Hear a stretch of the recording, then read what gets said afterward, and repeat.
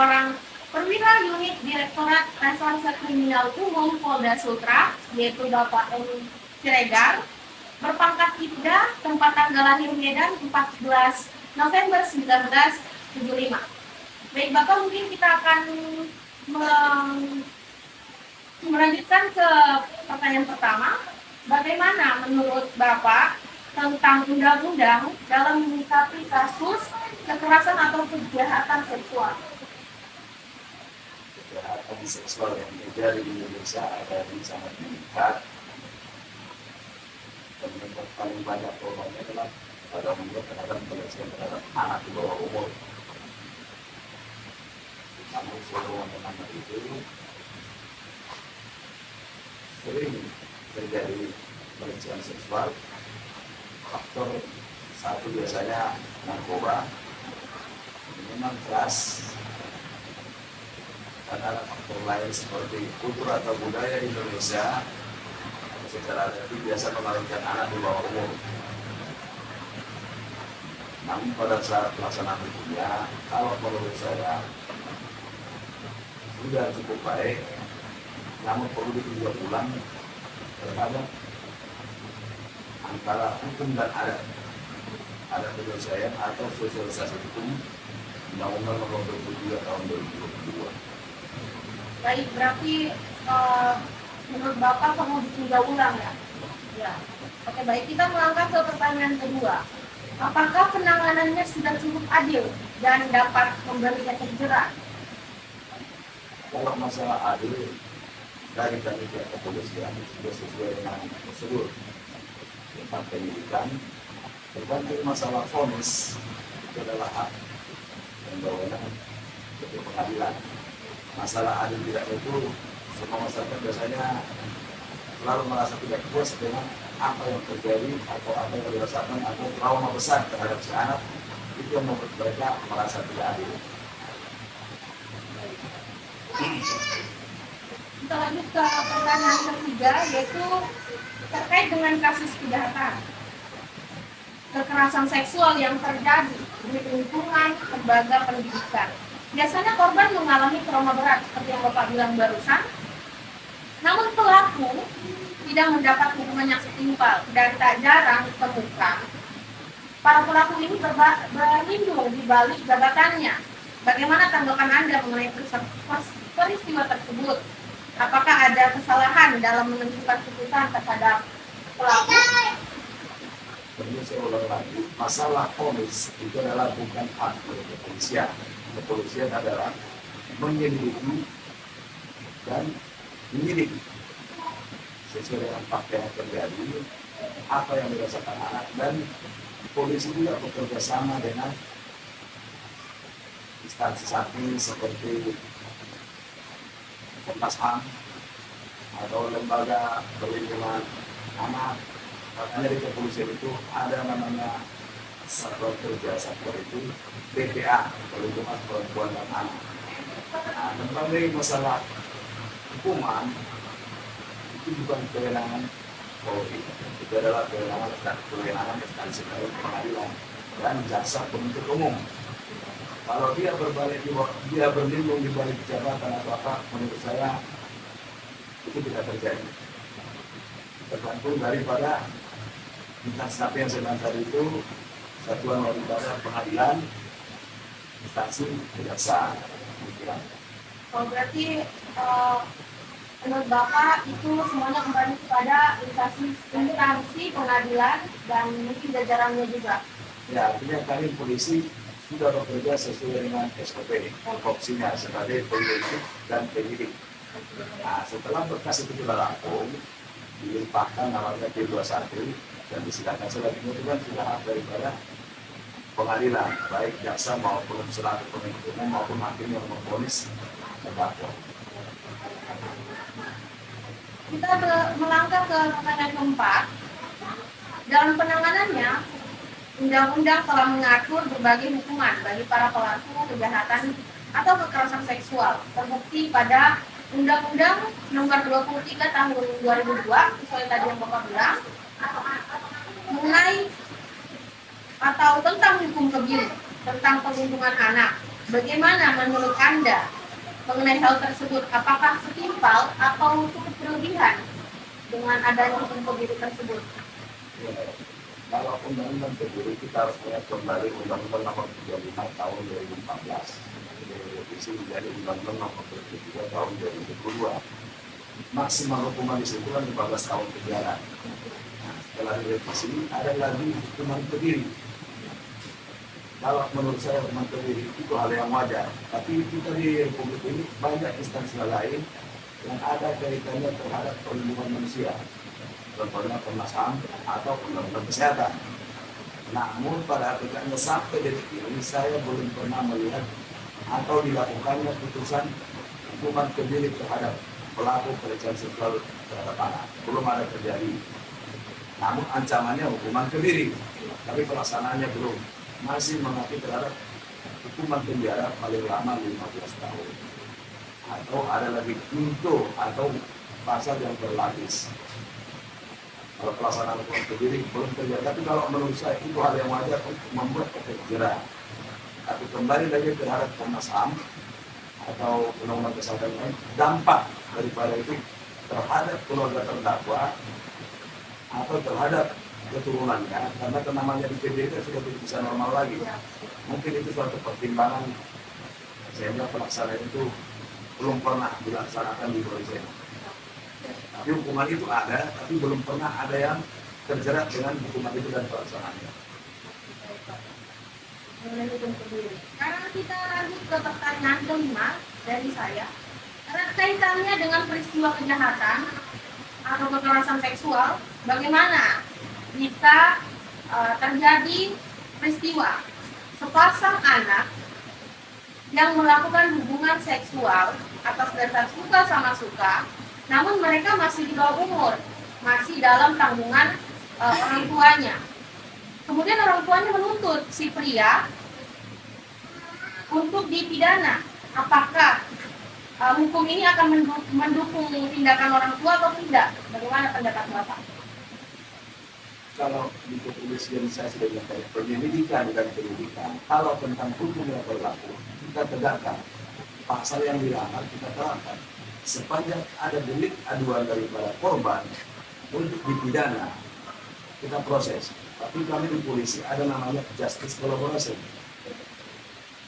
Artinya kalau sudah terlanjur berbuat daripada zina secara agama maupun adat dan mengingat kultur atau budaya Indonesia, masih belum terlepas daripada paradigma lama mengawinkan anak di bawah umur. Nah, itu yang terjadi. Tapi kalau dari segi hukum, saya nyatakan proses.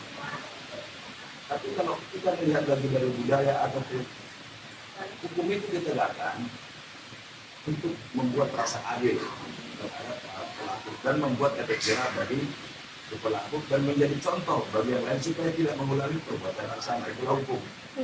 Dia bertanggung jawab sesuai dengan perbuatannya. Kalau dia berbuat zina lah namanya secara agama di bawah umur, berarti kurang edukasi. Nah, itu yang saya bilang tadi, perlu edukasi terhadap anak tentang perkawinan dan tentang undang-undang, sosialisasi terhadap masyarakat supaya si orang tua perlahan-lahan bisa melepas paradigma lama, tidak sesegera mungkin mengawinkan anaknya di bawah umur untuk menikah.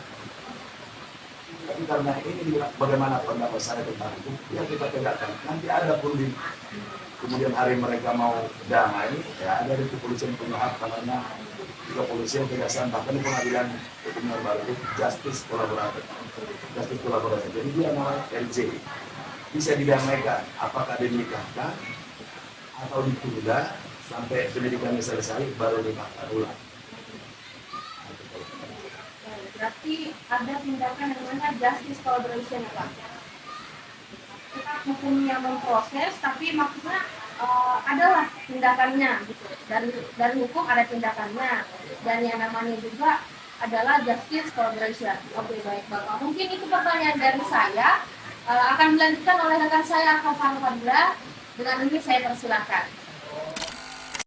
Saya Alfa Fadila akan melanjutkan untuk wawancara Pak Siregar. Langsung saja, pertanyaan pertama saya, simpel saja. Bagaimana tanggapan Anda sebagai anggota kepolisian? Jika ada seseorang yang melaporkan bahwa dia telah mengalami tindakan asusila atau pelecehan seksual, apa tanggapan Anda? Kalau ketika ada terjadi seperti itu, sesegera mungkin si korban melaporkan kepada polisi atas tindakan atau kejadian yang dialami korban. Segera melaporkan, karena itu adalah tindak pidana.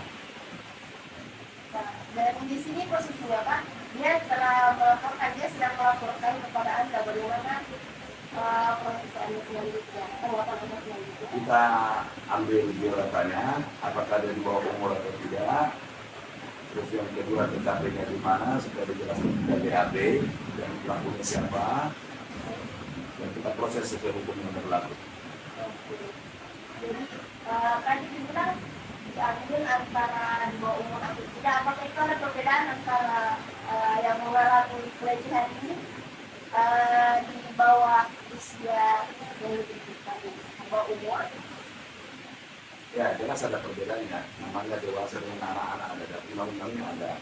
Kalau terhadap anak di bawah umur itu, undang-undang nomor 23 tahun 2022 itu pasal 8182 itu hukuman itu maksimal 15 tahun penjara, dan yang kembali itu adalah ditambahkan situ untuk hukuman kebiri.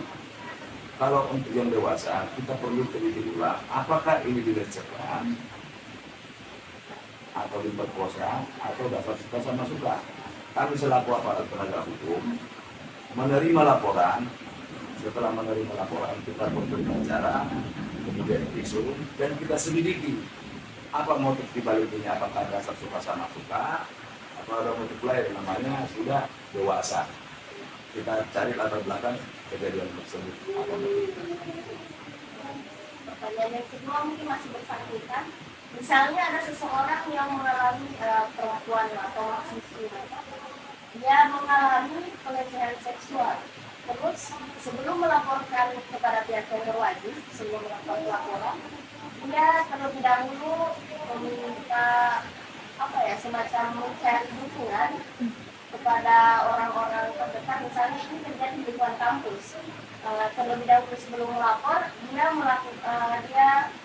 mencari dukungan mungkin kepada dosen atau rektor, tapi yang dia dapatkan malah seakan-akan dia disebutkan kayak dengan pertanyaan-pertanyaan, kamu bicara apa pada saat kejadian itu, kamu pakai pakaian apa, kayak begitu. Justru malah menjatuhkan mental orang yang menjadi korban. Bagaimana pendapat Anda tentang itu?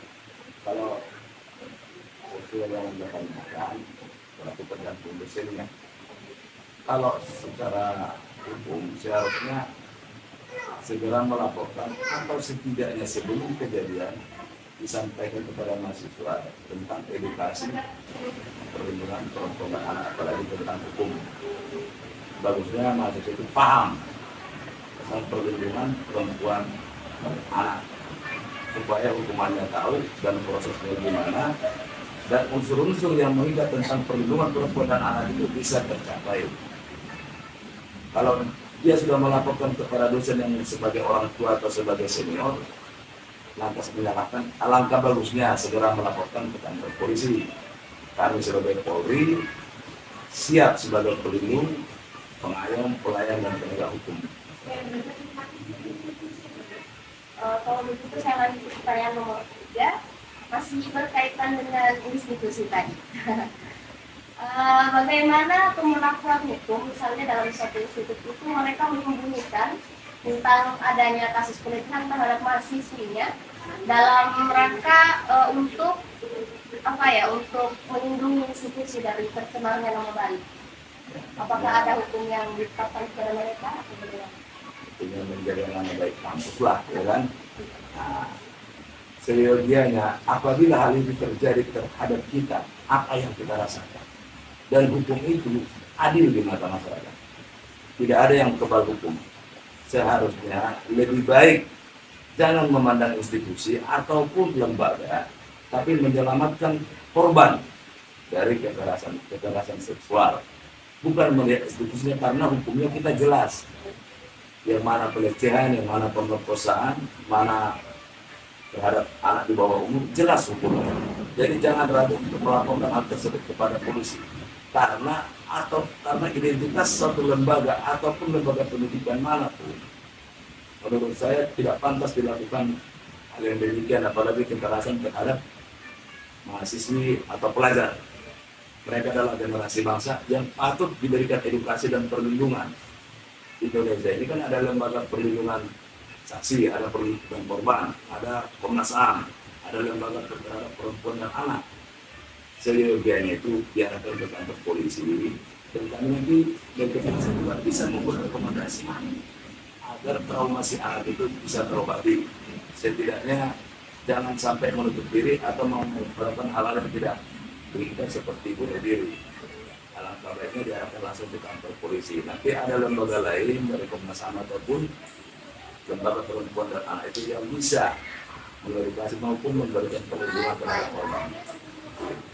Dalam hal ini Pak, misalnya dia institusi itu menyembunyikan kasus ini karena itu tadi untuk melindungi nama baik institusi. Misalnya si korban ini kayak apa ya, diancam gitu, kamu jangan melaporkan ini, gitu, kayak ditekankan. Apakah ketika hal itu sudah beredar di masyarakat, institusi ini mendapatkan hukuman yang berlaku atau ada hukum yang berlaku atas apa yang dilakukan terhadap si korban, kayak suatu tekanan yang dilakukan?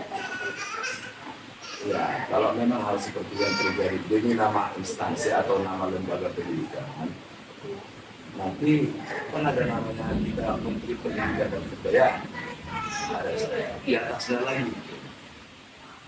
Setelah dilaporkan, kalau memang terbukti dia menghalang-halangi atau menutupi agar citra suatu lembaga itu tidak kotor lah atau buruk di masyarakat, saya rasa tidak perlu hal itu dilakukan. Tapi kalau ini terjadi dan bisa dibuktikan, mereka akan kena sanksi dari lembaga, dari Kementerian Pendidikan dan Kebudayaan, bahkan bisa pidana itu menghalang-halangi pendidikan.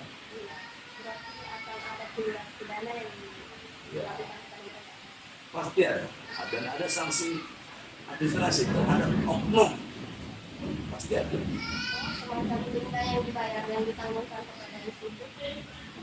Hukuman itu kan ada namanya hukuman administrasi, ada hukuman kurungan penjara atau kurungan badan. Kalau lembaga pendidikan mungkin teguran dari Departemen Pendidikan dan Kebudayaan, pasti ada, karena dia menghalang-halangi tentang hukum atau keadilan terhadap pelajar ataupun mahasiswa. Pasti ada sanksinya kalau bisa dibuktikan, dan itu sanksi terberatnya kampus tersebut bisa kena teguran dari pusat. Pertanyaan besar yang selanjutnya nomor 4, kapan seharusnya si korban dalam pelecehan ini melakukan pelaporan atas tindak kriminal yang dia dapati? Artinya setelah dia korban gitu. Ya, sesaat setelah. Artinya kalau memang dia rasa dia sebagai korban, segera melaporkan. Makanya saya bilang tadi, yang melaporkan ini apakah dia dewasa atau di bawah umur. Kalau di bawah umur berarti dia butuh pendampingan yang membuat dia rasa nyaman dan bisa harus ada pendampingan baik dari pengacara, dari lembaga perempuan dan anak, atau dari Komnas HAM. Bahkan ada juga perlindungan dari LPSK, lembaga perlindungan saksi dan korban. Harusnya dia diberikan perlindungan dan konsultasi ke dokter, dibuat senyaman mungkin agar kasus itu bisa terbuka dan terungkap siapa pelakunya. Pertanyaan nomor 5, dalam kasus pelecehan seksual, mengapa dalam tingkatannya ini berat lebih rentan terjadi kepada perempuan sebagai korban? Ini pertanyaan ini agak ngeri-ngeri sedap juga. Kenapa terhadap perempuan? Iya, Karena kita kan gimana ya? Secara hukum itu kan perempuan atau secara biologis atau secara biologis lah satu saya bikin. Pada dasarnya kan laki-laki itu lebih kuat daripada perempuan. Secara seksual si laki-laki atau kaum pria dominan dibanding perempuan, karena perempuan pada dasarnya bisa menahan. Tapi kalau laki-laki itulah perlu edukasi. Nah, faktornya itu salah satu biasanya si laki-laki memperbuat ini, karena perempuan itu kan jarang menunjukkan kalau dia itu pengen tuh. Kalau laki-laki kan jelas, karena perempuan sifatnya menunggu kan. Nah, jadi kalau laki-laki mau melakukan pelecehan seksual itu, motifnya apa? Itu saya bilang tadi, satu, narkoba, minuman keras, nonton film porno. Ini terjadi karena kurangnya edukasi baik dari lembaga pendidikan maupun dari orang tua, atau yang bersangkutan biasanya bersifat tertutup. Jadi sering membuka media-media sosial, walaupun pemerintah sekarang sudah gentar-gentarnya menutup situs-situs porno, tapi namanya manusia ya, masih juga mencari-cari tentang situs porno. Nah itu, rangsangan itulah yang membuat dia biasa mau berbuat asusila atau pelecehan terhadap kaum perempuan. Oke, baik. Terima kasih Pak atas waktunya, sudah mengizinkan kami juga untuk bersedia ke rumah Bapak Surya dan sudah bersedia juga untuk diwawancarai. Baik, saya Alfa Fadila.